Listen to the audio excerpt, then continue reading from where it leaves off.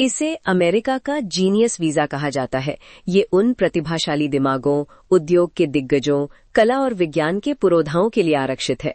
ये O1 visa है, जो असाधारण क्षमता वाले लोगों के लिए संयुक्त राज्य अमेरिका का सुनहरा टिकट है।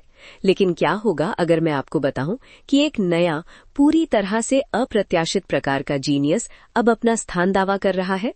हम बात कर रहे हैं अडल्ट फिल्म सितारों की, ओनली फैंस जैसे प्लेटफॉर्मों पर डिजिटल क्रिएटर्स की, और वे सफलतापूर्वक अमेरिका की सबसे विशिष्ट आप्रवासन स्थिति प्राप्त कर रहे हैं।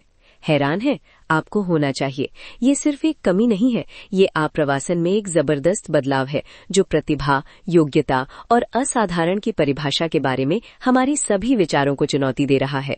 इस बातचीत में शामिल हों, अपने विचार नीचे टिप्पणी करें, इस वीडियो को लाइक करें और अधिक विशिष्ट जांचों के लिए हमारे चैनल को सब्सक्राइब करें और इस सनसनीखेज रहस्योद्घाटन को अपने सभी जानने वालों के साथ साझा करें। इस अगले हिस्से को मिस ना करें, यहीं से ये विस्फोटक हो जाता है। दशकों से O1 वीजा अद्वितीय उपलब्धि का प्रतीक रहा है। नोबेल पुरस्कार विजेता, ऑस्कर विजेता, जबरदस्त वैज्ञानिक, ओलंपिक चैंपियन, इनके बारे में सोचे। संयुक्त राज्य अमेरिका नागरिकता और आव्रजन सेवाएं या USCIS ने इसे अपने संबंधित क्षेत्रों के शीर्ष पर स्थित व्यक्तियों को आकर्षित करने और बनाए रखने के लिए डिजाइन किया था। मानदंड कठोर थे। निरंतर राष्ट्रीय या अंतर्राष्ट्रीय प्रशंसा, असाधारण उपलब्धियों का एक प्रदर्शित इतिहास और उनके विशेषज्ञता के क्षेत्र में काम जारी रखने की प्रतिबद्धता। ये एक ऐसा वीजा था जो विरासत की बात करता था, अद्वितीय योगदान की, विश्व स्तर पर मान्यता प्राप्त प्रतिभा की। लेकिन आज आप्रवासन कानून के पवित्र गलियारों में एक शांत क्रांति चल रही है। फाइनेंशियल टाइम्स की रिपोर्टें, जो आव्रजन वकीलों और अनगिनत वीजा फाइलिंगों द्वारा पुष्ट की गई हैं, एक चौंकाने वाली सच्चाई का खुलासा करती हैं। अडल्ट फिल्म कलाकार और डिजिटल क्रिएटर्स, जिनमें से कई ओनली फैंस जैसे प्लेटफॉर्मों पर प्रमुखता से उभरे हैं, तेजी से इसी जीनियस वीजा के लिए अनुमोदित हो रहे हैं। बहस जोरों पर है, न केवल ऑनलाइन बल्कि आप्रवासन कानून की भयंकर प्रतिस्पर्धी दुनिया में भी। समर्थकों का तर्क करते हैं कि ये अनुमोदन न केवल कानूनी रूप से सही है, बल्कि आधुनिक मनोरंजन और डिजिटल उद्यमिता की विकसित होती प्रकृति का प्रमाण भी है। हालांकि आलोचक चेतावनी दे रहे हैं कि ये मामले असाधारण क्षमता की व्याख्या में मूलभूत कमियों और खतरनाक विसंगतियों को उजागर करते हैं, जिससे O1 वीजा का सार ही कमजोर हो सकता है।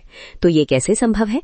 मुख्य धारा के समाज के हाशिए पर माने जाने वाले उद्योग के व्यक्ति कैसे अभिजात वर्ग के लिए डिजाइन किए गए वीजा को अनलॉक करने में सफल हो रहे हैं? इसका उत्तर कानून की जटिल, अक्सर अस्पष्ट भाषा में और आव्रजन वकीलों की एक नई नस्ल द्वारा नियोजित सरलता भरी रणनीतियों में निहित है। आइए सभी धारणाओं को हटा दें और देखें कि O1 वीजा वास्तव में क्या मांगता है।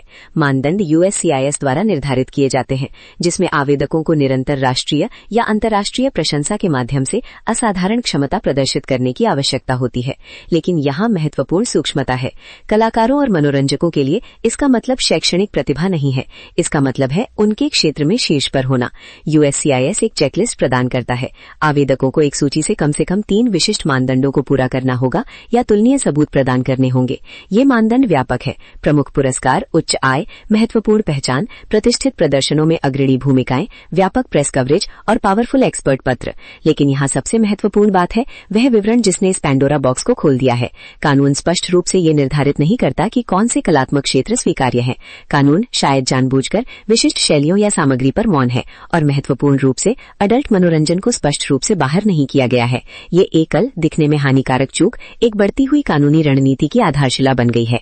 अमेरिकी कानून के भूल भुलैया को नेविगेट करने में माहिर आव्रजन वकीलों ने इस कानूनी अस्पष्टता को पहचाना और कुशलता से इसका फायदा उठाया है। उनका दृष्टिकोण आश्चर्यजनक रूप से सरल है, फिर भी गहरा प्रभावी है।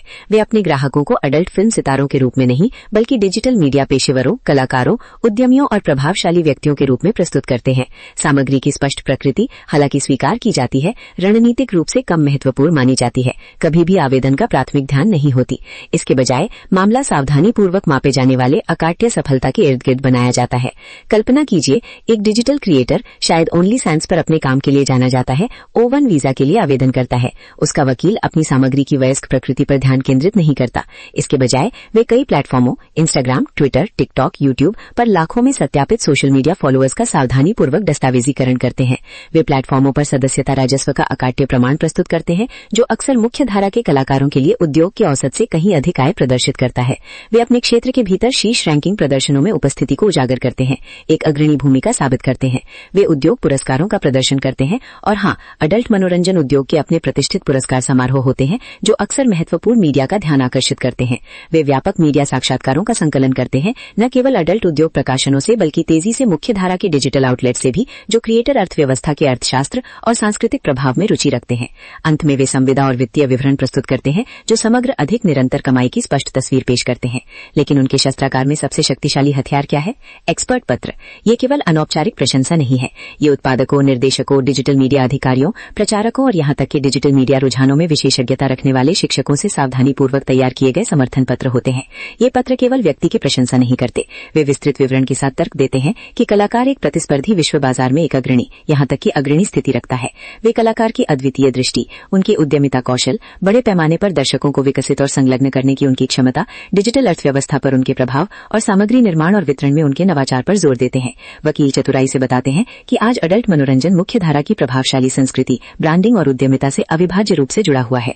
आवश्यक कौशल, सामग्री निर्माण, दर्शकों की संलग्नता, व्यक्तिगत ब्रांडिंग, विपणन, व्यवसाय प्रबंधन अक्सर किसी भी सफल मुख्य धारा के डिजिटल प्रभावशाली व्यक्ति द्वारा नियोजित कौशल के समान होते हैं। ये ओवरलैप पहुंच, सामर्थिक सफलता और व्यावसायिक प्रशंसा का दस्तावेजीकरण करना काफी आसान बनाता है। ये सभी ओवन वीजा की आधारशिला हैं। इसके प्रभावों पर विचार करें।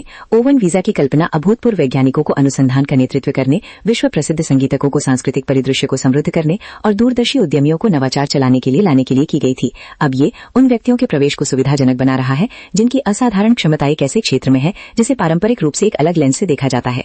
ये केवल एक कानूनी बारीकी नहीं है, ये इस बात के मूल में है कि समाज प्रतिभा, योग्यता और योगदान को कैसे परिभाषित करता है।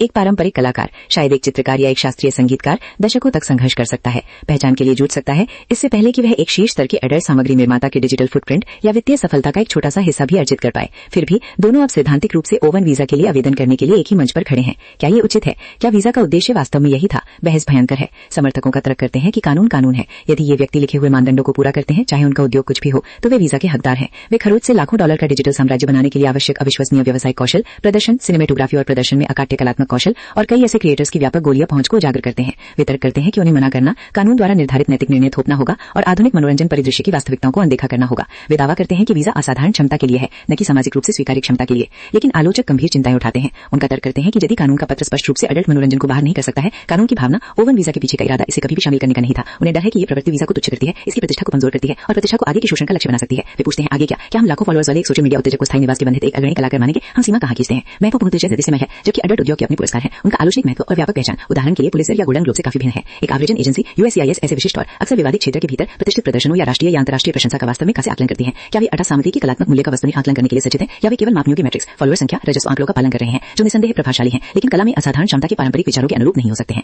इसके निहितार्थ दूरगाशी हैं। यदि ओवन वीजा मानदंड को इतनी व्यापक रूप से व्याख्या किया जाता है कि ये इस नई श्रेणी को शामिल करता है, तो यह अन्य अपारंपरिक व्यवसायों के लिए क्या मिसाल कायम किया गया है? क्या अधिक सफल प्रोफेशनल गेमर्स या ऐसे चरम स्किल एथलीट जो वायरल वीडियो के लिए मौत को देखने वाले स्टंट करते हैं भी अपने क्षेत्र में असाधारण क्षमता के लिए तर्क दे सकते हैं? कला, मनोरंजन और व्यवसाय की सीमाएं पहले से कहीं भी तेजी से धुंधली हो रही हैं और ओवन वीजा, जो कभी कुछ चुनिंदा लोगों के लिए स्पष्ट मार्ग था, अब इस काल्पनिक और सांस्कृतिक पुनर्विभाषा के केंद्र में है। यूएससीआईएस खुद को एक असमंजस की स्थिति में पाता है। उनका मानदेन कानून को जैसा लिखा गया है वैसा ही लागू करना है, नैतिक मध्यस्थ के रूप में कार्य नहीं करना है। हालांकि इन आवेदनों की मात्रा और प्रकृति एक असहज सच्चाई को सामने लाती है। कानून अपने वर्तमान रूप में शायद डिजिटल युग के लिए अनुपयुक्त है। इसे ओनली फैंस जैसे प्लेटफॉर्मों के अस्तित्व में आने से पहले, प्रभावशाली व्यक्ति का एक व्यवसायिक कार्यमार्ग होने से पहले, करोड़ों डॉलर के साम्राज्य को नियंत्रित करने से पहले तैयार किया गया था। ये गाथा सिर्फ अडल्ट कलाकारों के बारे में नहीं है, ये एक ऐसी दुनिया में आव्रजन नीति के बहुत भविष्य के बारे में है जो तकनीकी और सफलता की विकसित होती परिभाषाओं से बदल गई है। क्या ओवन वीजा के मानदंड को इन उभरते रुझानों को संबोधित करने के लिए असाधारण क्षमता को स्पष्ट रूप से परिभाषित या पुनर्परिभाषित करने के लिए संशोधित किया जाएगा, या क्या ये नया सामान्य बन जाएगा जो मुख्य धारा और विशिष्ट समाज के पारंपरिक मूल्यों और डिजिटल अर्थव्यवस्था के पुरस्कार के बीच की रेखाओं को और धुंधला कर देगा?